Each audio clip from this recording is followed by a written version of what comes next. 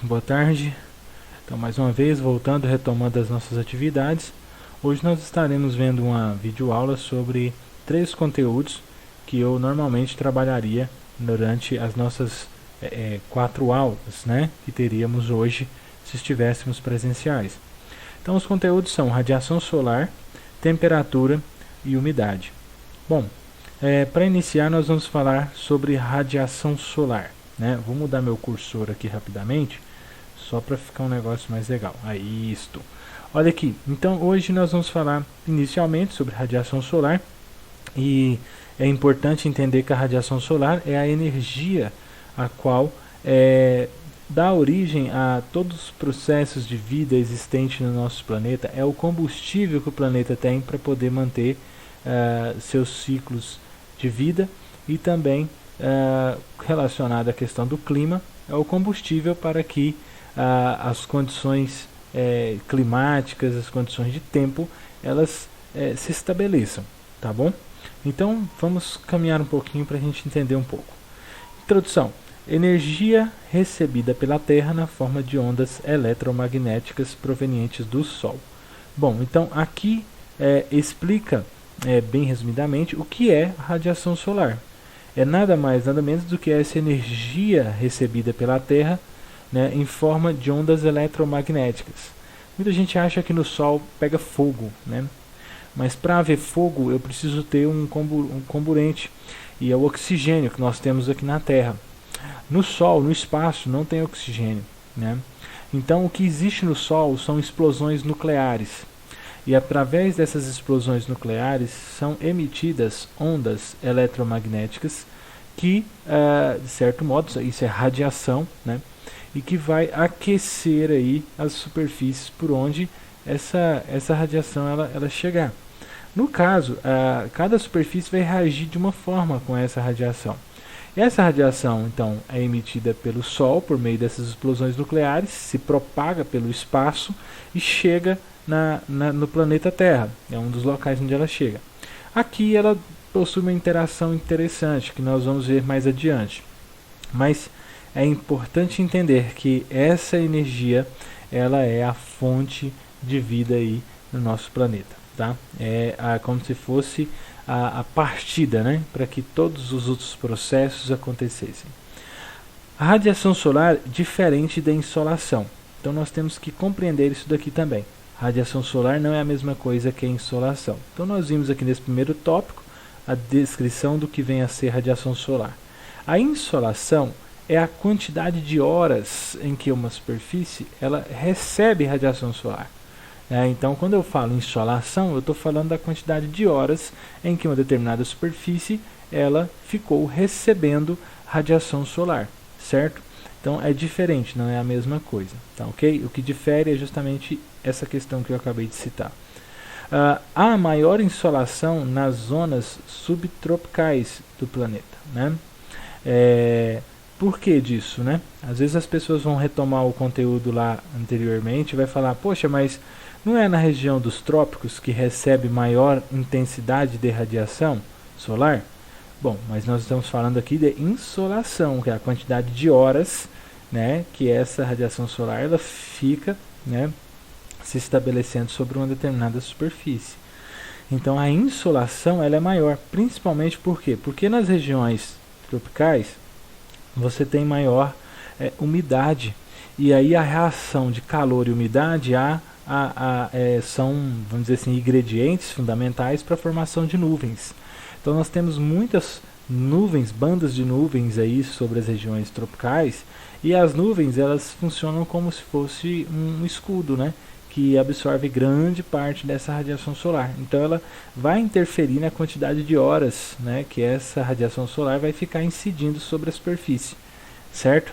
Por isso que nas zonas subtropicais, onde nós temos talvez menor intensidade, talvez não temos menor intensidade de nuvens, nós vamos ter então maior insolação, ou seja, mais horas, né, em que o Sol vai ficar incidindo sobre a superfície, tá ok?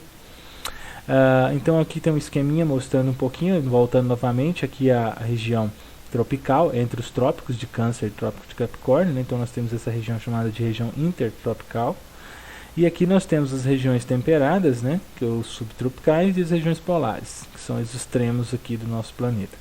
Então, nessas regiões aqui subtropicais, principalmente onde está a Europa, aqui que vocês estão vendo, né, o norte da África, Estados Unidos, né?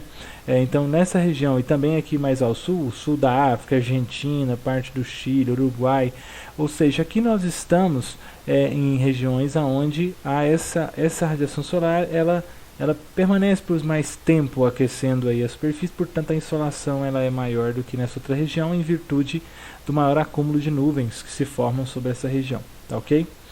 Bom, caminhando mais, a radiação solar é responsável por todas as formas de vida, como eu disse no início.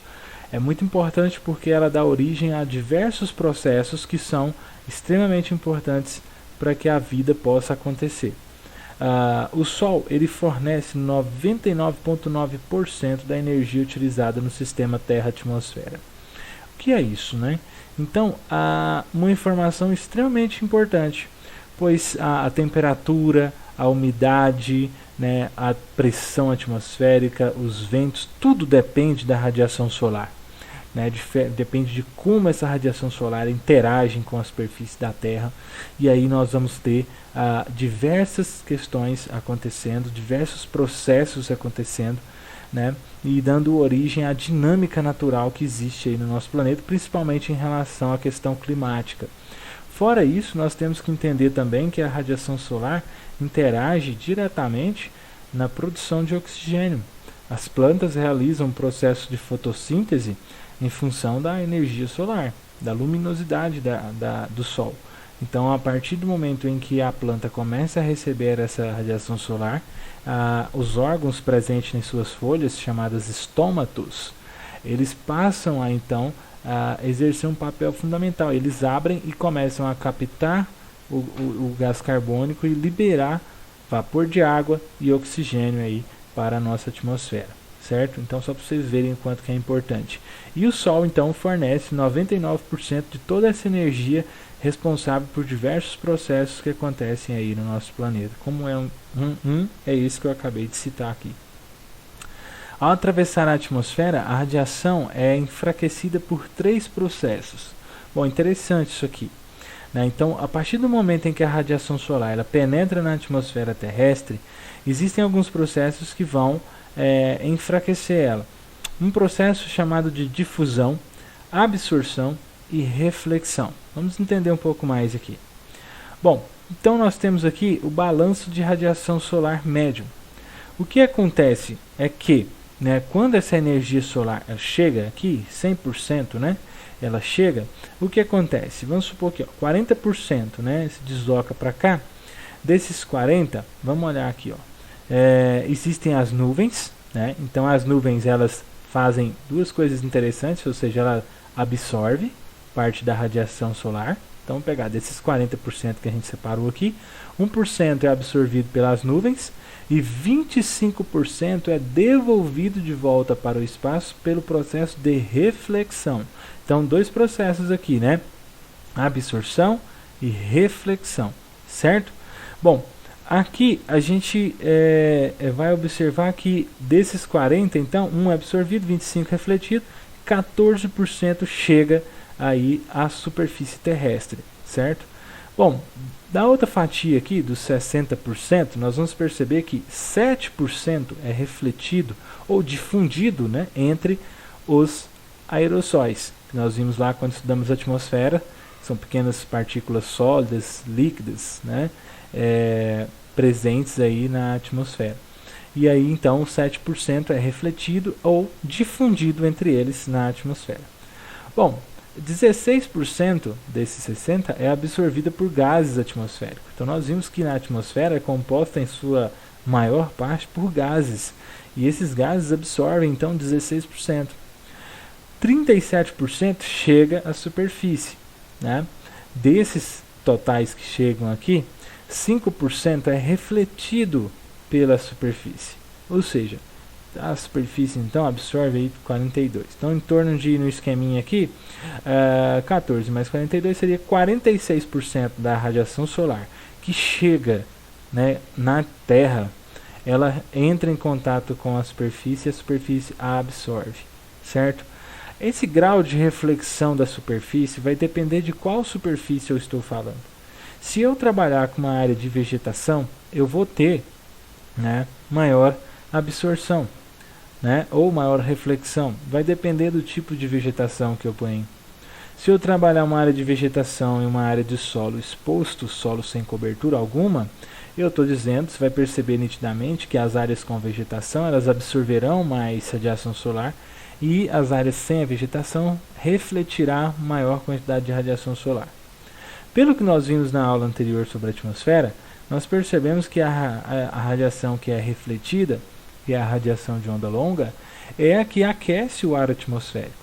Portanto, as áreas que refletem mais radiação solar, elas tendem a ter uma temperatura maior do ar atmosférico que está próximo a ela. Essa camada de ar com contato direto com essa área, ela vai aquecer mais rapidamente do que a camada de ar sobre uma outra área em que há maior absorção da radiação solar. Beleza? Esse é o esqueminha aqui para tentar representar um pouco da distribuição dessa radiação. A quantidade de energia absorvida ou refletida depende da superfície onde incide a radiação, como eu disse, né? Então, se eu comparar, por exemplo, uma cidade e a zona rural, eu vou perceber que a cidade, por possuir concreto, massa asfáltica, os telhados de diferentes materiais usados na construção civil, eles vão absorver mais radiação, ou seja, eles vão, na verdade, refletir mais a radiação solar. Enquanto que uma área onde você tem mais vegetação, ela tende a absorver mais essa radiação solar, né? Os materiais construtivos, eles têm um papel mais importante porque eles refletem, mas eles também absorvem esse calor, né? O calor que é gerado, ele é absorvido por esses materiais, né? E eles têm uma capacidade de armazenar o calor neles. Por mais que eles refletem radiação, eles armazenam o calor, né? E durante a noite, principalmente, você percebe que áreas, por exemplo, uma calçada de uma casa num dia muito quente, se você for à noite, sentar na calçada durante a noite, percebe que a calçada está muito quente comparada, por exemplo, com outro material, né? Se eu for pensar aqui, com o solo, a terra lá do fundo do quintal, né? Justamente porque a capacidade da calçada ali ela é muito grande em absorver o calor, né? Então isso, de certo modo, também implica no aquecimento do ar durante a noite, né? Em função desse calor que está armazenado nesses materiais e vão sendo liberados lentamente aí durante o período noturno. Alguns conceitos são importantes nesse caso aqui. Albedo. O que é albedo? Né? Nome feio, mas tem que saber o que é albedo. O albedo indica a refletividade total de uma superfície iluminada pelo Sol, né? Então é o grau de reflexão, é o grau em que qualquer material físico tem de refletir aí radiação solar. Absortividade é a fração de energia incidente absorvida pelo material. Bom, isso aqui agora é o que é interessante. Nós temos materiais, por exemplo, que refletem, mas temos materiais também que absorvem. Cada material físico ele tem uma capacidade de refletir e absorver radiação solar, ou a energia, né, que foi incidida sobre ele. Então, como eu disse, o concreto ele tem uma capacidade de absorção muito grande, né? E ele reflete, mas também ele absorve muito calor, né? Refletividade é a fração da energia incidente, refletida pelo material. Então é a quantidade que é devolvida, refletida, né, para a superfície. Transmissividade, pela superfície, né? Transmissividade é a fração da energia incidente transmitida pelo material. Ou seja, a transmissividade é a capacidade de transmitir calor de um material para outro, né? Então se a gente pegar aqui se a gente comparar o ar atmosférico e o asfalto que está aqui, né, na superfície, então qual que é a capacidade de transmissão, né, que há do ar, do concreto da massa asfáltica para o ar atmosférico que está em contato aí, né? Qual é a capacidade de transmissão entre uma barra de ferro quente e uma barra de ferro fria, né? Então você tem materiais que têm capacidade de transmitir, né, calor ou frio, né? Nesse caso, a ausência do calor. Emissividade é o coeficiente que indica a eficiência de um corpo em emitir energia, né? Então tem a ver com a emissão de energia, né? E aqui nós temos então alguns exemplos de albedo. Olha só para vocês verem: água, 5% da energia que chega é refletida, asfalto 7%, floresta 16 a 37%, solo escuro 10%, areia seca 18%, concreto 22%, grama seca 16 a 19%, por aí vai, né? As nuvens, por exemplo, são uma capacidade muito grande de reflexão de energia, de 50 a 55%, né? Então é importante a gente observar aí essas questões. Então nós temos um planeta que é constituído por diversos materiais com diferentes constituições físicas e que vão responder de maneira diferente em relação a esses processos que nós acabamos de citar aqui. E isso vai implicar também, né, no aquecimento ou no maior resfriamento de uma área pequena ou de uma área muito grande, por exemplo, tá? Só para voltar aqui e a gente perceber, quando eu falo sobre essa questão, olha só, se nós observarmos o hemisfério norte e o hemisfério sul, por que o inverno no hemisfério norte ele é muito mais rigoroso do que no hemisfério sul? Um dos pontos importantes a ser considerados é a quantidade de áreas continentais no hemisfério norte é muito maior do que no hemisfério sul, onde nós temos maior presença de oceanos. A água tem uma capacidade muito grande de absorver a radiação solar, então ela controla melhor a condição de temperatura dentro do hemisfério sul. Em contrapartida, no hemisfério norte, por possuir maior porção de áreas continentais, você vai ter um resfriamento mais acentuado, portanto invernos mais rigorosos naquela região. Então esse é um dos pontos importantes nesse processo aí, tá ok? Comparando aí os dois hemisférios. Aqui a absortividade, né? Ondas curtas, emissividade, ondas longas de alguma superfície em relação à radiação total. Então absorve, né, as ondas curtas e emite onda longa, né? Então você vai observar aqui areia seca. Então ela absorve 83% e reflete 90%. Tá vendo? Uma capacidade muito grande de absorver e refletir. Areia úmida, as coníferas, né, que são as florestas de coníferas que tem muito na região do Canadá. 95 floresta de pinos, grama seca, ferro galvanizado. Então você vai ter aí diferentes materiais. Ó, você vê, o ferro galvanizado tem baixa capacidade de emissão, mas tem uma elevada capacidade de absorção. Bom, cada material, conforme a sua constituição física, ele vai responder de uma forma diferente em relação a esse processo aqui que eu estou citando para vocês. Aqui nós temos um exemplo do balanço de energia que existe entre os polos e o Equador, né, de um polo ao outro. Então se observa que nas latitudes tropicais, ou seja, intertropical, entre os trópicos, nós vamos ter um excesso de radiação solar chegando dentro dessa região. Em contrapartida, aqui nos polos, nas regiões polares, né, nós vamos ter aí um déficit, ou seja, menos radiação chegando aí nessas regiões. A cobertura de nuvem ela é muito importante também, pois é o fator que interfere na intensidade da radiação solar e da insolação. Como a gente estava falando, né? As nuvens têm esse papel importante na intensidade de radiação solar e também nas horas de insolação sobre determinada região. Em termos médios, no Brasil, o céu fica encoberto no período diurno, né, entre o total de 24 horas de um dia, 52% na região norte, então nós temos maior cobertura de nuvens na região norte do país, por isso fica encoberto esse mais 52% das horas, né, de um ciclo de 24 horas. 49% na região sul, também uma área onde nós temos uma bandagem interessante, né?